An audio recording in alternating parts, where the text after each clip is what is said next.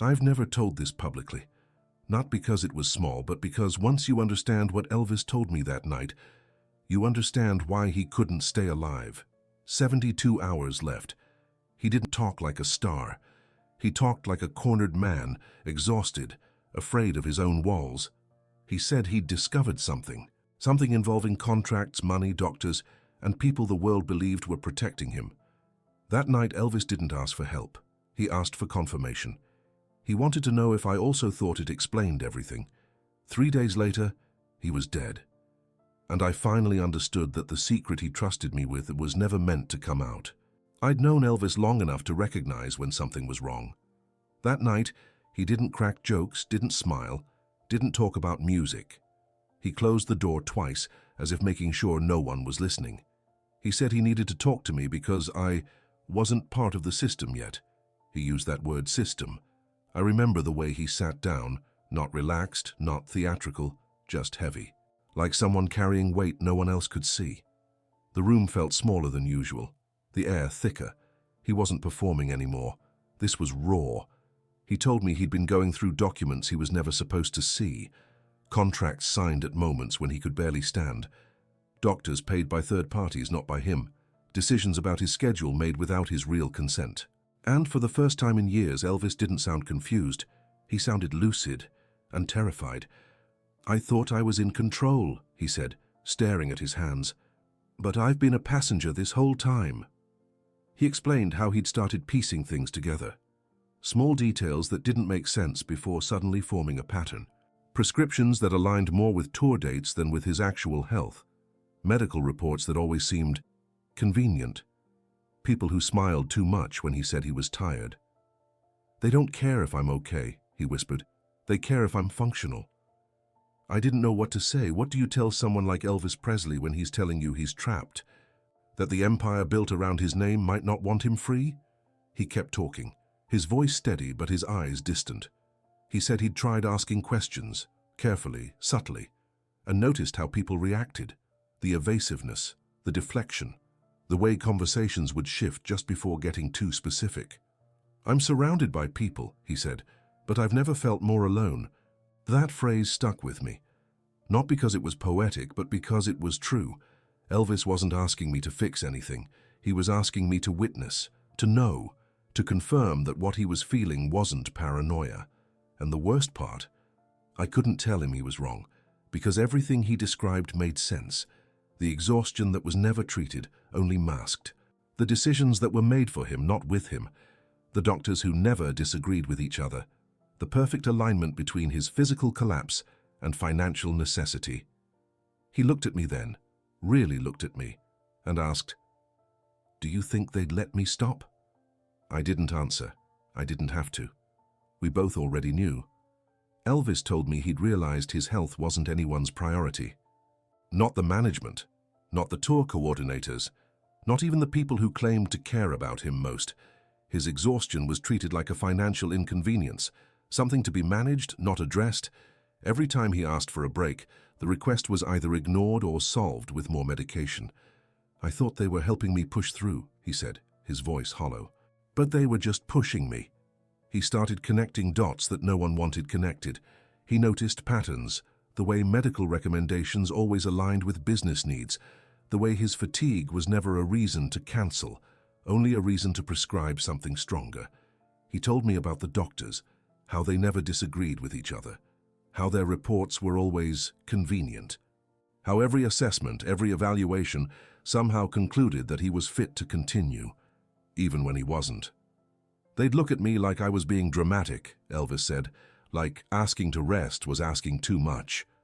But the worst part wasn't the dismissal. It was the precision. The prescriptions weren't adjusted to his body. They were adjusted to the tour schedule. Pills timed perfectly to get him on stage. Dosages that kept him functional just long enough.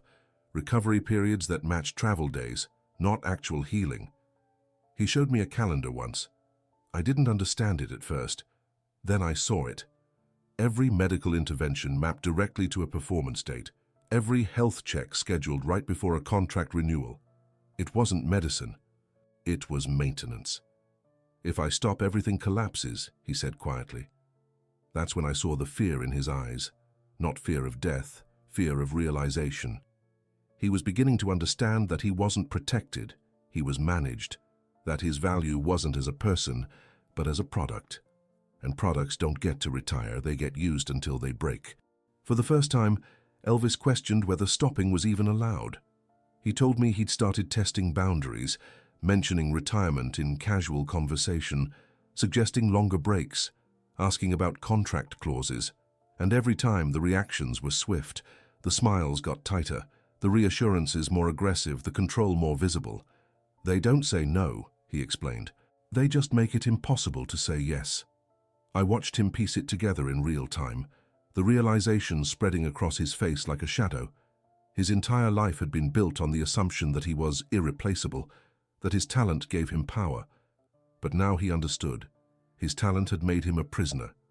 What if living is less important than staying profitable? He asked. I had no answer, because that question wasn't hypothetical. It was the truth he'd been living without knowing it. And now that he knew, everything changed. Elvis wasn't just tired anymore, he was awake. And that made him dangerous. Not to them, to the system that needed him compliant. Elvis told me he was thinking about canceling everything, the tours, the contracts, all of it. He wanted to go public with what was happening, speak openly about the pressure, the medical manipulation, the way his life had been turned into a production line. He believed transparency would protect him, that the truth would set him free. If people know, he said, they can't keep doing this. He planned to replace his doctors, review every contract, distance himself from people he'd trusted for years. He talked about reclaiming control, his health, his schedule, his voice. For the first time in months, he sounded hopeful, like he'd found a way out. But I could see what he couldn't. He was underestimating the size of the machine he was up against. This wasn't just about a few bad actors or questionable decisions. This was an entire infrastructure built around his compliance, revenue streams, legal agreements, stakeholders who'd invested too much to let him walk away.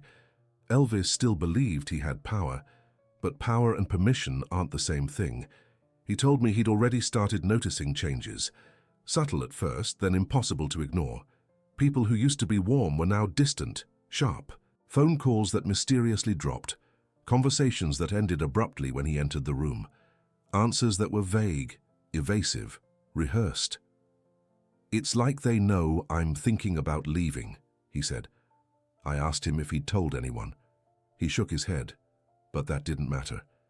You don't need to say something out loud when your behavior changes, when you start asking different questions, when you stop being predictable. He said he felt watched, not paranoid watched, actually watched, inside his own home. People lingering where they didn't need to be. Conversations pausing when he walked by. Eyes that followed him just a second too long.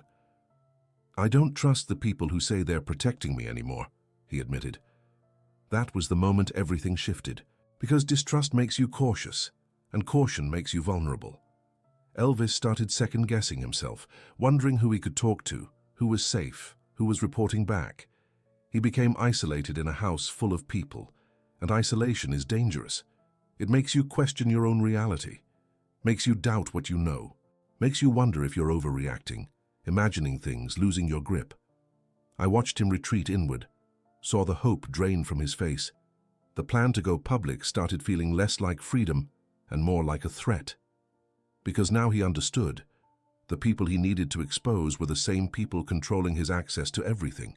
His money, his medical care, his image, his legacy. What if I'm already too late? He asked quietly. I wanted to tell him he wasn't, that he still had time, that speaking out was the right move. But I didn't, because I'd realized something too. The moment Elvis decided to fight back, he stopped being valuable. And people who stop being valuable, it stopped being necessary. After that conversation, something changed. Not immediately, not dramatically, but unmistakably. The calls became less frequent, then rare, then almost non-existent. At first, I told myself he was busy, that the tour schedule had gotten heavier, that he needed space to think. But deep down, I knew better. Access was being restricted. Not officially. No one announced it. But suddenly, getting through to him required more steps, more approvals, more intermediaries who politely explained he wasn't available. Messages that used to reach him directly now disappeared into a system I couldn't see. I started counting the hours. 72. That's how long it had been since our last real conversation. And with each passing hour, Elvis seemed more tired. Not just physically, though that was obvious. He looked drained in a way that sleep couldn't fix, emotionally hollowed out, like someone had reached inside and turned off something vital. The exhaustion wasn't new, but this was different. This was surrender. It felt like someone had pulled an invisible brake. Everything slowed down. His responses, his energy, his presence, like watching a machine power down in real time. And no one around him seemed concerned. Or maybe they were just good at pretending. I tried reaching out again, called repeatedly, left messages, tried different numbers. Sometimes I got through. But the person on the other end didn't sound like Elvis anymore. The responses were short, formal, strange. "I'm fine. Just tired. We'll talk soon." Words that technically came from him, but felt scripted, rehearsed, like someone had written them down and he was just reading them back. There was no warmth, no personality, no trace of the man who'd trusted me with his deepest fears just days earlier. I kept listening for something authentic, some small sign that he was still there. But every conversation felt like talking to a spokesperson. Controlled, monitored, sanitized. It didn't sound like Elvis. It sounded like someone speaking for him, and that terrified me more than anything else, because it meant he'd lost control of his own voice, that whatever he'd feared was happening had already happened, that the system he wanted to fight had already closed around him. I thought about calling again, showing up in person, demanding to see him, but something stopped me, a feeling I couldn't name, an instinct that said pushing harder would only make things worse. So I waited, checked the news obsessively, listened for updates, tried to piece together what was happening from fragments and rumors. But everything looked normal from the outside. Elvis Presley still performing, still smiling in photos, still the king. Only I knew the truth, that the man behind that image was disappearing, that the Elvis I'd spoken to 72 hours ago was already gone, replaced by something controlled, something managed, something that looked like him but wasn't him anymore. And then the call came, the one I'd been dreading without knowing I was dreading it. Elvis was dead. When the news came, I wasn't shocked. I was empty, because the ending had already been written the moment we had that conversation. I'd known it somewhere deep, in a place I didn't want to acknowledge. The 72 hours hadn't been a countdown to death. They'd been a countdown to inevitability. Elvis didn't die of exhaustion. Not really. He died the moment he tried to step out of the role they'd created for him. The moment he questioned the system. The moment he started connecting dots and thinking about going public. That's when he became a problem instead of an asset. I kept replaying our last real conversation. The fear in his eyes. The hope that maybe, just maybe, he could reclaim his life. And I realized that hope was the most dangerous thing he could have felt. Because hope means action. And action means disruption. And disruption threatens billions of dollars, countless careers, an entire empire built on one man's compliance. The secret he trusted me with wasn't about death. It was about control. Absolute, suffocating, inescapable control. The kind that doesn't announce itself. The kind that operates through smiles and contracts and prescriptions. The kind that makes you believe you're free while every choice has already been made for you. Elvis was valuable as long as he performed, as long as he stayed on script, as long as he kept generating revenue and maintaining the illusion. But the second he became aware, truly aware, of how the machine worked, he stopped being an asset. He became a liability. And liabilities don't get second chances. They get managed, contained, silenced. I thought about all the people around him, the ones who smiled, the ones who said they cared, the ones who promised they were protecting him. And I understood. They weren't lying. They probably believed it themselves. But protection and preservation aren't the same thing. They were protecting the brand, the legacy, the business, not the man. Some people are worth more alive as long as they obey. And they become expendable the moment they start understanding too much, the moment they threaten to expose what's hidden beneath the surface, The moment they choose truth over compliance. Elvis chose truth, and 72 hours later the world mourned a legend. But I mourned something else. I mourned the man who trusted me with a secret that cost him everything. The man who realized too late that his life had never really belonged to him, that freedom was an illusion, that the cage was so well designed he hadn't even known he was inside it.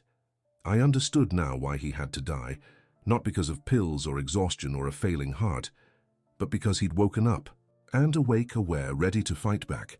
He was more dangerous than anyone could allow. The truth he discovered wasn't meant to survive, and neither was he.